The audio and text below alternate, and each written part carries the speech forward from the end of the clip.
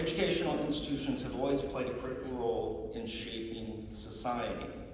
In fact, they're the main driver of economic and social development. That's why education is so important.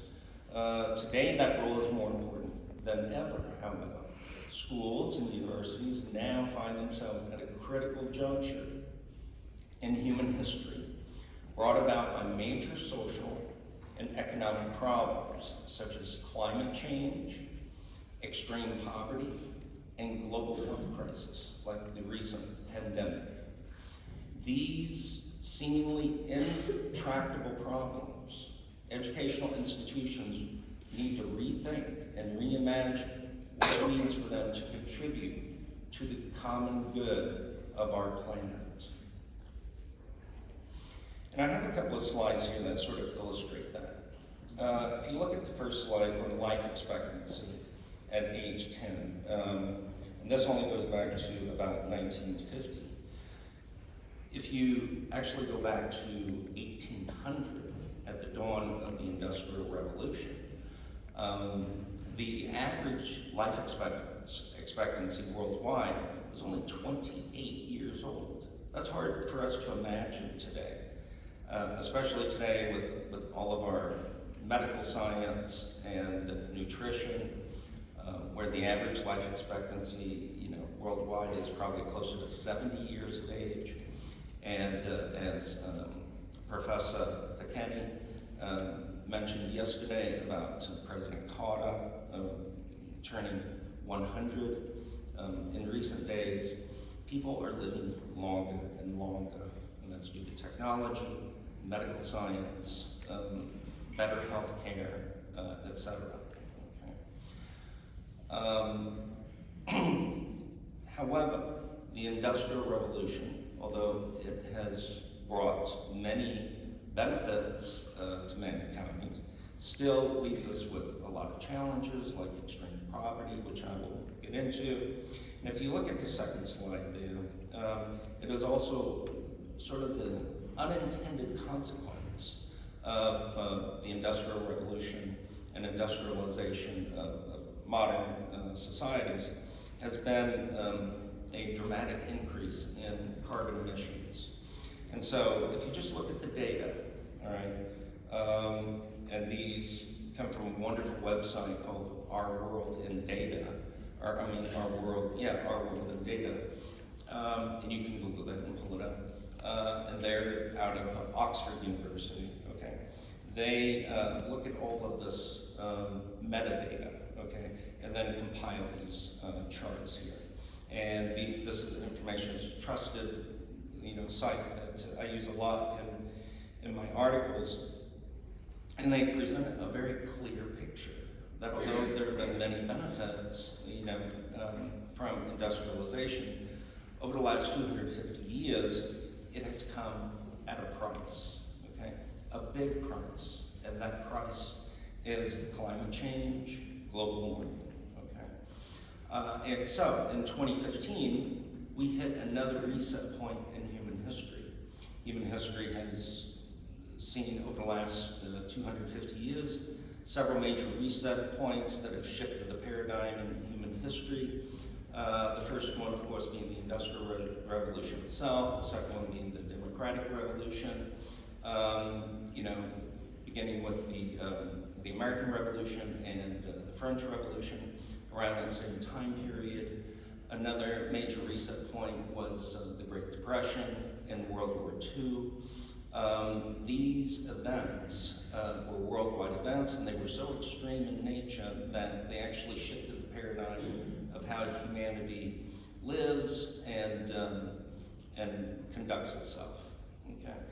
The most recent reset point was in 2015, and that is when the United Nations launched their ambitious Sustainable Development Goals, otherwise known as the 2030 Agenda, which called upon the world community to take action on the biggest problems facing humanity and the planet, exactly because of what we see here in this slide, with the dramatic increase in carbon emissions resulting in an increase in greenhouse gases and global climate change. But not just climate change, but also massive and pervasive biodiversity loss, the extinction of millions of species as humanity continues to expand around the globe, massive deforestation of our trees. So all these are problems that we now have to address, and which we are. And the main mechanism through which we're doing that is with the Sustainable Development Goals. So as part of the world community, educational institutions play a critical role in helping to implement these goals. Okay. Here are a few more slides on the Human Rights Index and Human Development Index, and you can see that human rights are at the center of conversation in human development, and rightly so. Okay. One of the great things about South Africa and the legacy of Nelson Mandela is his focus on democracy and freedom. Okay, and of course, as you know, I'm from the United States. We believe very strongly in democracy, so we see South Africa not only as an ally but as a friend in that endeavor to promote democracy and human rights throughout the world. For instance, the Industrial Revolution was one of the major reset points in human history, as I mentioned earlier. While industrialization has brought about unprecedented increases in the quality of life for most people on the planet, it has also had a destructive impact on the planet's ecosystems. Since the dawn of the Industrial Revolution, industrialization has devastated the environment, resulting in extensive deforestation, wildlife habitat loss, widespread species extinction, and global climate change. This fact illustrates why all societies should be founded on democratic principles that protects the rights of people and the environment. A democratic, humane rule of law not only helps to promote lasting peace and security, but also helps to ensure everyone's right to clean air, clean water, clean electricity, environmental protection, and animal welfare. The world's current situation raises a critical question that educational institutions must help address. The question is this: how do we fashion socially responsible educational institutions concerned not only with knowledge production and consumption, but also with addressing society's most pressing problems, such as climate change, environmental degradation, biodiversity loss, species extinctions, extreme poverty, global health crisis, global conflicts, mass human migrations, and global refugee crises. These are all problems that educational institutions at all levels need to take seriously and need to be involved in addressing. Educational institutions are in a unique position to help address these problems. For example, academic institutions such as Nelson Mandela University are not just teaching and research facilities, but have positioned themselves as agents for social transformation. Nelson Mandela University is engaged in various kinds of social responsibility, such as fighting gender-based violence. The institution has developed different anti-GBV campaigns which encourage students and staff to speak out against gender-based violence.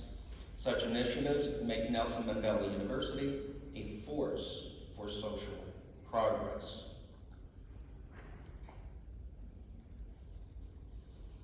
In addition, community engagement is at the heart of a socially responsible educational institution.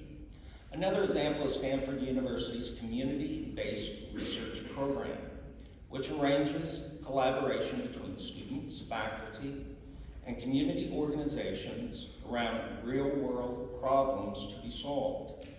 It goes beyond service projects and courses.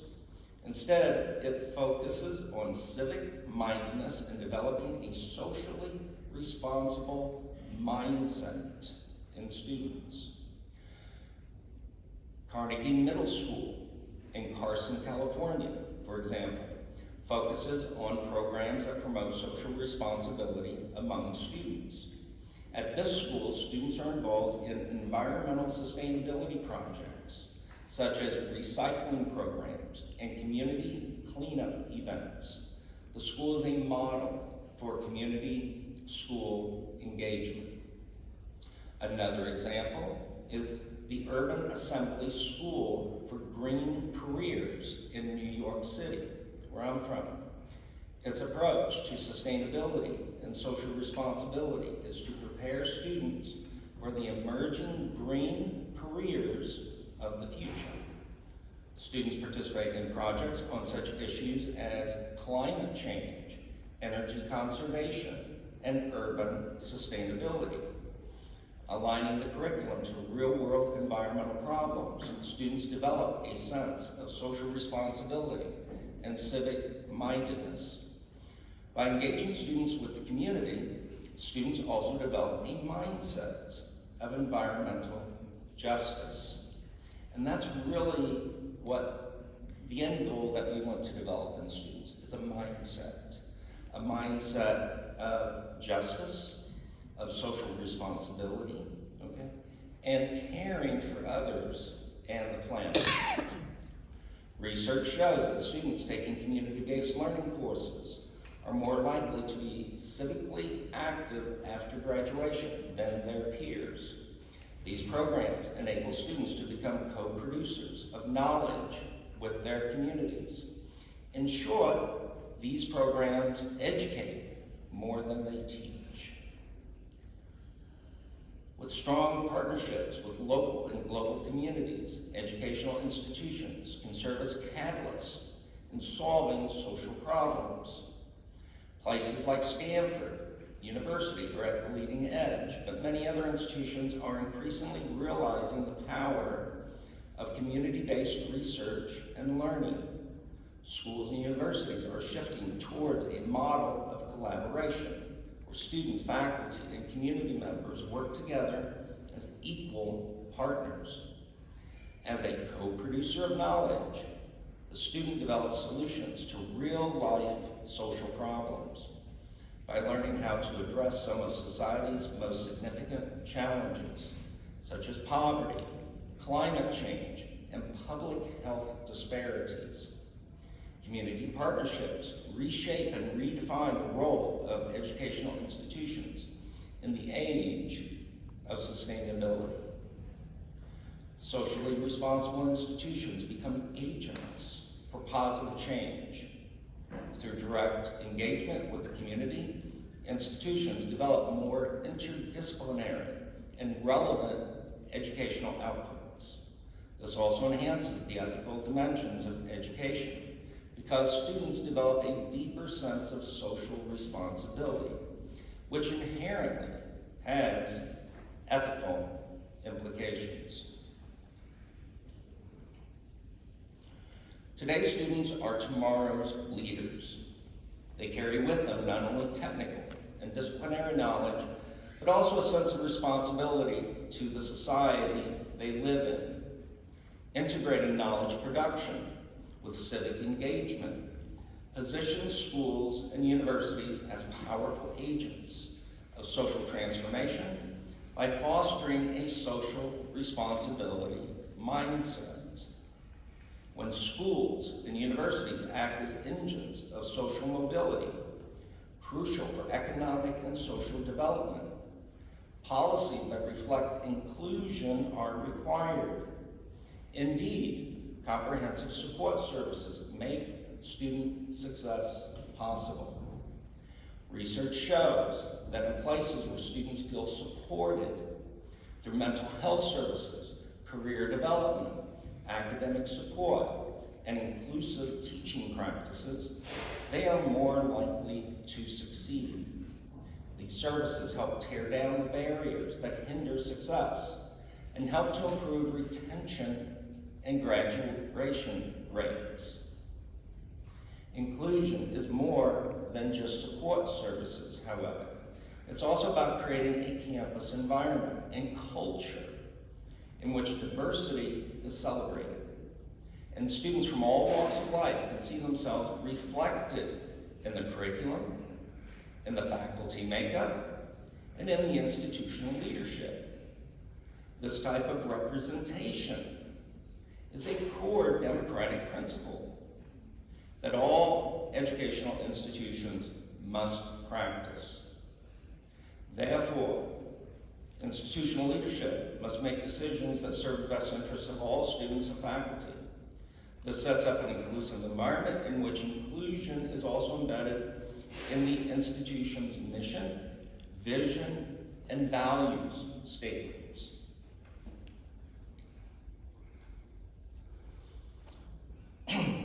A much-needed paradigm shift in education at all levels makes one thing certain: problems connected with climate change, global pandemics, international peace, poverty, and social justice cannot be resolved within a siloed approach of one particular discipline. Complex global problems require an interdisciplinary and multidisciplinary approach. For example, Harvard's Center for Environment assembles scientists, economists, sociologists, policy experts, and others to solve problems of sustainability. The outcome is comprehensive solutions involving key points from different perspectives. Similarly, Utrecht University has developed interdisciplinary teams working on social justice and health disparities. Each team will have a diverse pool of experts from wide-ranging fields such as law, public health, sociology, political science. Such diversity allows for more creative solutions that take into account the social, health, and legal implications of the problems they are trying to resolve.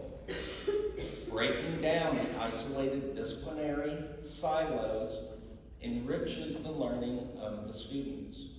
While being introduced to interdisciplinary research, students start to understand how real-world problems interrelate and work. This sharpens their critical thinking skills, which enables them to work across fields, a prime skill needed in the future workforce. Students learn to apply knowledge from many disciplines to produce more sustainable solutions. Solutions become multidimensional, just like the problems confronting the world.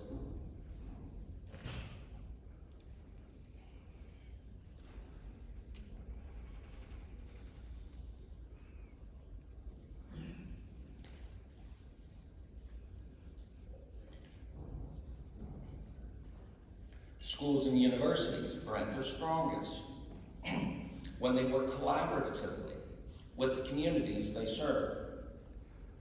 One of the most powerful examples is the model developed at Urban Labs at the University of Chicago, where academics, policymakers, and local organizations come together to address some of the toughest urban challenges concerning violence, poverty, and education. In this collaboration, educational institutions learn from the community, and the community benefits from academic expertise. An educational institution becomes an organic part of the local context. This could lead to developing theoretically rigorous yet practical research for those in need. Community members are active contributors who ensure that research is relevant to social needs and personal needs. Complex societal problems such as urban poverty and educational disparities can be addressed more effectively by co-creating knowledge. Research from university community partnerships can lead to evidence on which government and organizational policy is based. For instance, the work being carried out at urban labs will provide urban areas worldwide with ideas on how to deal with the same challenges. This kind of collaboration characterizes educational institutions' role as active civic leaders. Academic institutions are not immune from the world's practical problems. When they deal with real-life issues, they serve as powerful change agents and prove their relevance to the community. The road to socially responsive academic institutions is full of hurdles, yet with every obstacle comes an opportunity for growth. Schools and universities must have moral courage and lead from the front. For example, the University of Glasgow in Scotland pledged itself to reparative justice on account of its historical links to the slave trade.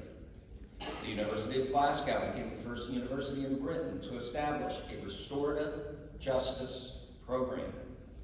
In partnership with the University of the West Indies, the university pledged £20 million to build a research center on restorative justice. Too often, institutional inertia prohibits achieving social goals. Such inertia needs strong institutional leadership to overcome it by fostering a culture of change. Policies that encourage social engagement become one of the key performance indicators that move the institutional culture toward a direction of social responsibility. Most schools and universities have strict budgets, and investing in socially responsible initiatives may be challenging. Yet, investing in socially responsibility positively impacts institutional reputation, which is extremely important for educational institutions today at all levels.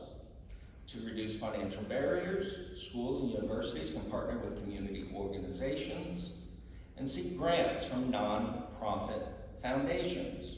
For example, since 1989, the US-based Kresge Foundation has invested nearly $40 million to promote post-secondary access and success in South Africa, to improve retention and graduation rates.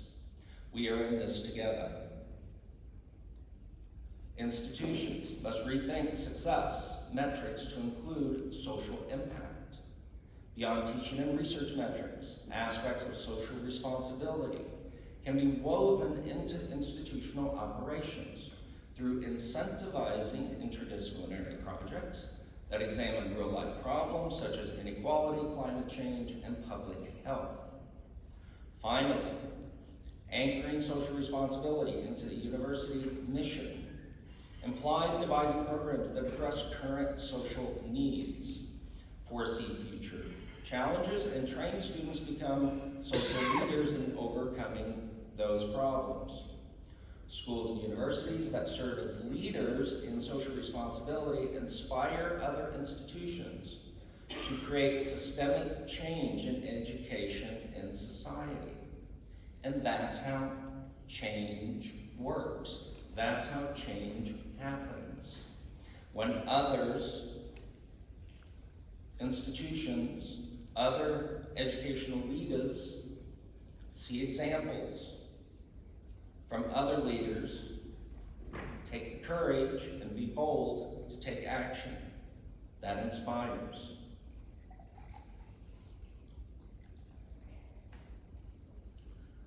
When thinking about the future, let us remember what's at stake.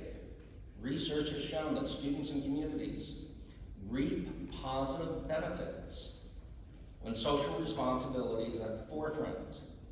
Embedding social responsibility into every layer of the institution helps ensure that schools and universities are not just centers of learning, but also centers of action. Schools and universities are uniquely positioned to lead societal transformation through education and social responsibility. For example, Georgetown University has instituted civic engagement and social justice among its key institutional priorities.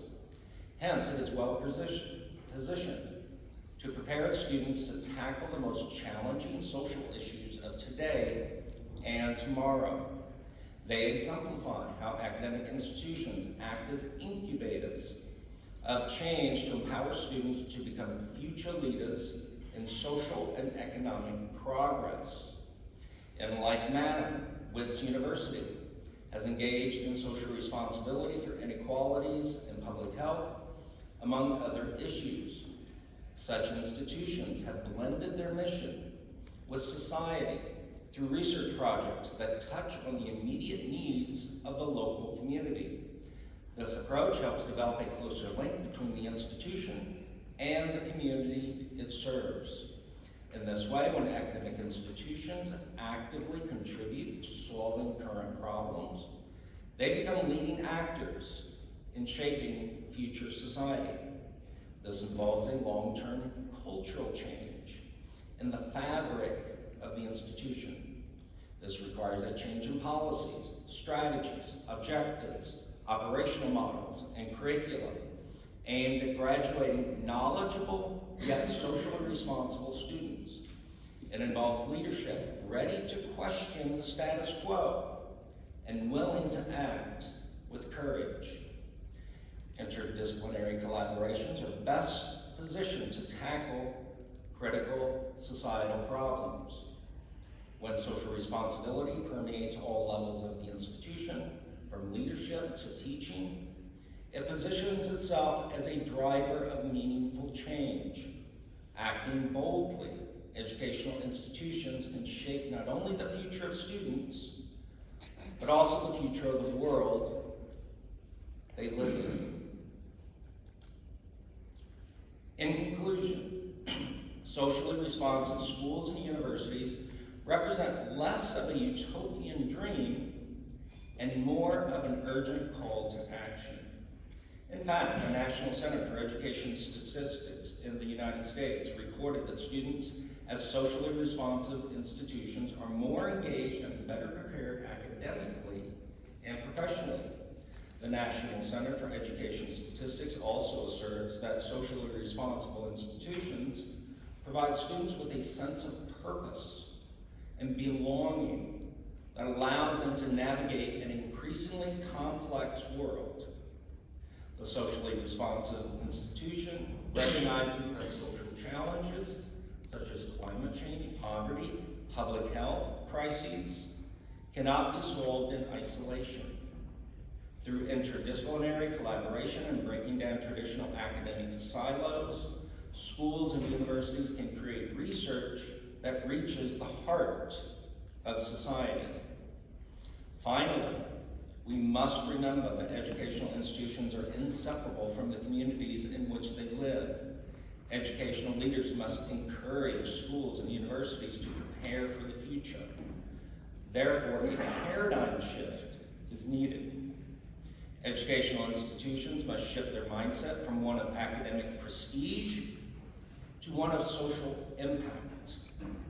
By putting social responsibility at the heart of the institutional mission, schools and universities can inspire a whole new generation of student leaders who can tackle the most intractable challenges facing the world today.